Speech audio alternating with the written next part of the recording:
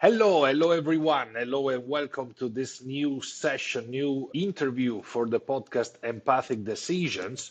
Today I am with Marcin Nowak and very welcome Marcin to this episode. Welcome, Ricardo. Thank you very much for having me here, and it is a pleasure and an honor.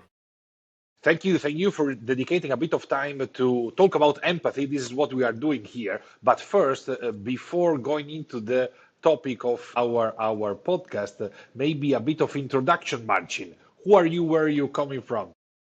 Okay, I'm living in a small village near Cracow in Poland. The name of the village is Przybysławice, so it's like 10 points for everyone who can repeat it, not being a Polish citizen. And I'm a father of two daughters, which rule me in an absolute manner. So that's for the personal life. Professionally, well, probably I'm not the typical HR or people culture person, as a lot in my history was around sales, around managing the sales teams, around being a business manager, and the people and culture part came all of a sudden, and it was supposed to be like 3 months side project to help, and then it suddenly occurred that, well, this is the best combination of data and relations I ever found in my life, and those two things are super important for me. So I fell in love and stayed in that, and like switched totally the professional life. I have a lot of luck in my life in meeting fantastic people that I work with. It was also I had a lot of luck here to meet good people that I could learn from a lot, and I found that the part that is the most important for me are the growing organizations and seeing them and this special atmosphere that is there. I was lucky enough to cooperate with a fantastic group of people that were again professional around the growing teams, and together we found that there are some certain pattern on the way of the growth, and that's how we create some kind of a method how to build such kind of teams. And this transformed later on in the book called Culture IV, the power of changing the workplace. And right now, since almost a year, I have all the fun and privilege to being a part of the Adlook team and to work with fantastic people we have here and support the growth. That's amazing. Super nice introduction, Marcin. Thank you very much. And with this deeper observation around your passion on the people topic and how you can play with data and nurturing your organization, we can jump into the first question of our small interview. So, what does empathy mean to you personally and professionally? Personally, it's like something that helps me to be closer to truth, in fact, and therefore this helps me to be a better person. But this is also very much connected to what I think about empathy in the professional life. The most important part of empathy that I see in like professional situation is that empathy is an agent of change, in my opinion. And by this I mean that when we try to implement a change, and this is, let's face it, one of the biggest tasks that we all have on our tables and backlogs right now, we can try to fool ourselves and try to force change in our teams, force the change in our organization, like by saying, okay, this is the new goal, this is the new road, let's go, please go, 3, 2, 1, start. And we can try to understand what this change really means. We can try to use the empathy, like what the change really means for the team, for the certain person, for the whole organization. Pay this additional cost at the beginning in planning, in communication, and make the change the real one, the adopted change. And I don't think we are able to run successful change projects without having the empathy on our mind. And I strongly believe that forgotten empathy is coming back as enemy and blocks later on. Ricardo, I'm not hearing you. I'm sorry. You either No, have to be that very was my loud fault. or... I forgot to press unmute. So it's very interesting because empathy means change from your point of view, and change is the only thing that we are sure about in life, in business, and more in these days of disruptive technologies. So I'm curious about what kind of decisions have been more impacted by empathy. Do you have one decision that you can recall as the one that was shaped by empathy? Well, I can. As a matter of fact, I can. Once I had a potential promotion for a promotion that was like totally not obvious. This was a fast-paced environment. And can you imagine a 9 to 5 leader in such environment?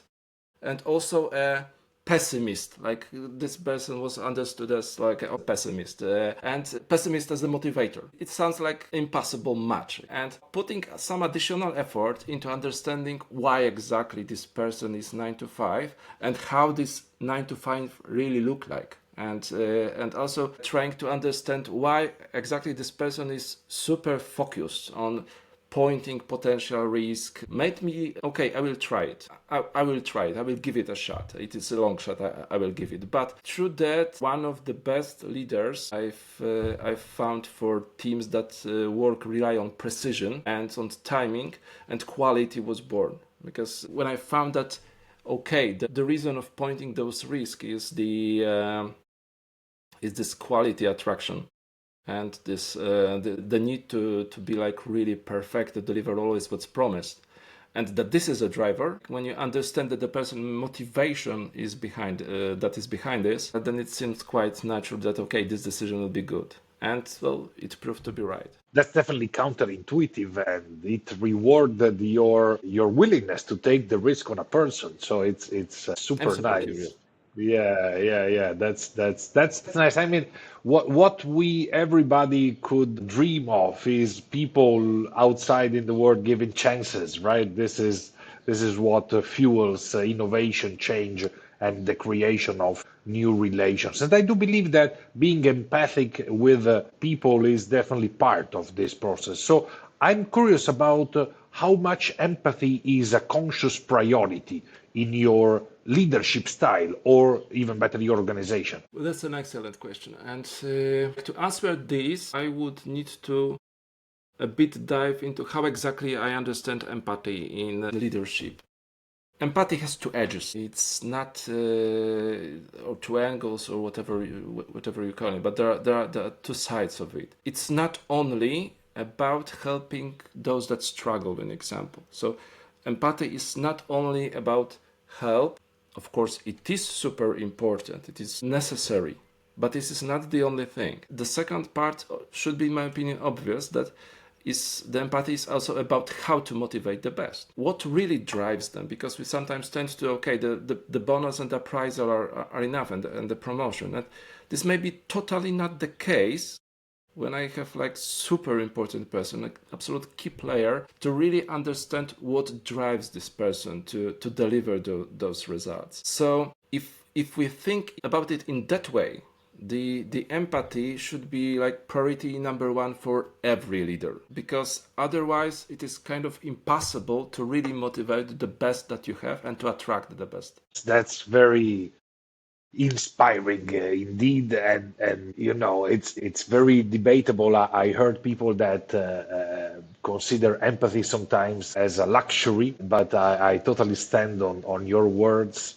because empathy is what fuels our curiosity and our quality of relations. So maybe it's interesting to see what are the parallels between your actual values in Adlook and the proximity of your values to empathy. What will you say are the values much closer to this? What I understand as values, and we're like in the middle of the values project right now, and well, I'm deep into it, so I try to avoid all the details that currently are coming into my mind like one by one. But well, by the values, I really understand that this is a value is a name for a group of behaviors.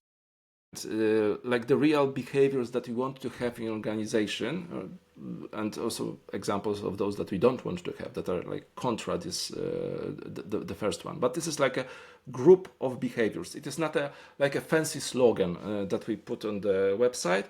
And if we decide to manage by the group of behaviors, then later on, like almost or every decision in an organization regarding the people, regarding the product, regarding the partners, should follow the same pattern of behaviors. In fact, I could say that we have two values, that the two group of behaviors that are deeply connected to empathy. First one is the one that we called connected, with the strong belief that we can succeed only together. And this value is a lot about being open, being constructive in cooperation with others, sharing, and also about being accessible to others. And this can be transformed in many behaviors into that we can have in the organization. The second value is what we call future-minded. It's about winning today, but in a way that enables us to win also tomorrow. And to do so, we have to be able to understand the real goal, and we have to be able to use imagination. And empathy is all about imagination, in fact. I mean, because you need to understand really the people in future, in fact, to be future-minded. I love it. Connection and imagination. Sounds super fun. And talking about your personal development, how are you working to train your capability to be every day more empathic? You know what? I try to think of why have I heard that? Why have I seen that? Or why I heard nothing or seen nothing. In my opinion, this is something about switch off judging and try to understand instead. And I see a connection here to the Kahneman conception of like two systems, thinking fast and slow. That first one is very fast. You can be right, yeah, of course. But you can miss too. And the second one is consuming energy, of course, but like gives you the right result. And so whenever I notice, because sometimes obviously I do not notice. Everyone goes to in shortcuts. So, but whenever I notice I want to do a shortcut about people, I'm trying to switch on the second approach. That's super interesting. There is the book, right, talking about thinking fast and slow that gives a very nice perspective on what is the real difference. I believe it's balance because sometimes you need to act fast and sometimes you need to think deeply. But there is this amazing research made by Google in Project Aristotle that says, look, we analyzed our teams and the top performers are not the smartest but are the one with the better relationship between them. And if Google says that, I believe it. It's and it makes a lot of sense. It makes a lot of sense. So one question, Marcin, about something a bit less work related. So what is the end goal of empathy and how do you think society or business will change if empathy became a norm? It should become a normal. Honestly, I mean, we can't win in the long run by working more. Yeah? I mean, this is obvious. We have to be better, not more, but we have to be better in that. And I strongly believe that empathy creates a better environment, whether in society or general business environment. If empathy is a norm, it will be very cost effective. I know it sounds typical, but well, I mean, really, let's imagine the situation. Let's imagine the world a company when you don't have the cost of the decisions made without an empathy, of the actions made without the empathy. Let's imagine that. Let's imagine that you don't have to create a procedure this way or this framework, this rule, this paragraph, because it's natural that we follow the empathetic approach. And so a simple question here, like everyone can ask themselves, would I be thinking more positively about coming tomorrow to work knowing that I work in an empathetic place? Would I like this place to win? Would I put additional effort for this place to win? Yeah, and the answer is kind of natural. Yeah, so that should be a no. Motivating people to go for the extra mile. This is inspiring. Again, it's definitely a way to elevate the concept of empathy and sharing it to empower other people. So maybe, Marcin, approaching the last question I have ready today for you. On a scale from 1 to 10, how much more empathy does your company culture need and why?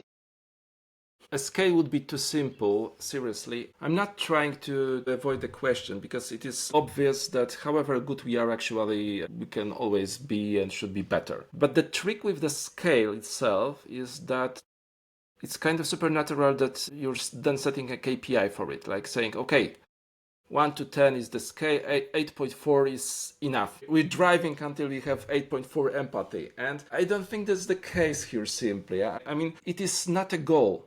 It is a road. I mean, empathy is not a place we want to ride into it is something that drives us towards our goal. Again, I mean, I strongly believe in that. So I try to think about it that way. So, and like in many other cases, I think it is just about willing to be better the next day, to try to be better next day than I was today. Like this switch of this judging, you made it. Try to put the understanding mode on, and here we go with the engaged team. I know that I don't want to sound like this is all nice and easy. We all have the goals to be met. We need to create margin so the company can pay the bills. Yeah. So it's not every time that easy, especially when you build something new, because you have to try until you succeed, and it is very hard sometimes. There is this temptation that everyone has. Okay, I'm nervous. Just get this done. Yeah? I'm frustrated. I don't want no more task today. Like if both sides, and really all the sides have the empathy, it gets a lot easier to deliver. Because we do not have this enemy that's coming from forgotten empathy. That's later on wants to, okay, I want my place now. Absolutely. I definitely support your vision on this. And my take is, I believe empathy is not only a win-win-win tool, because it's good for the one that it gives the empathy, it's good for the one who receives the empathy, and it's good for the ecosystem that welcomes this empowered relation.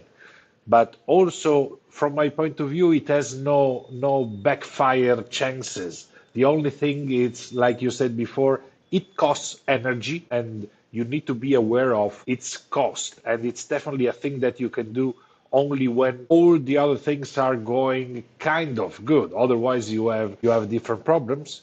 But it's such a pleasure to encounter in this journey of the podcast Empathic Decisions your profile, Marcin, your passion about empathy, your dedication of growing as a human being one day after another and finding a balance in improving while enjoying the journey, right?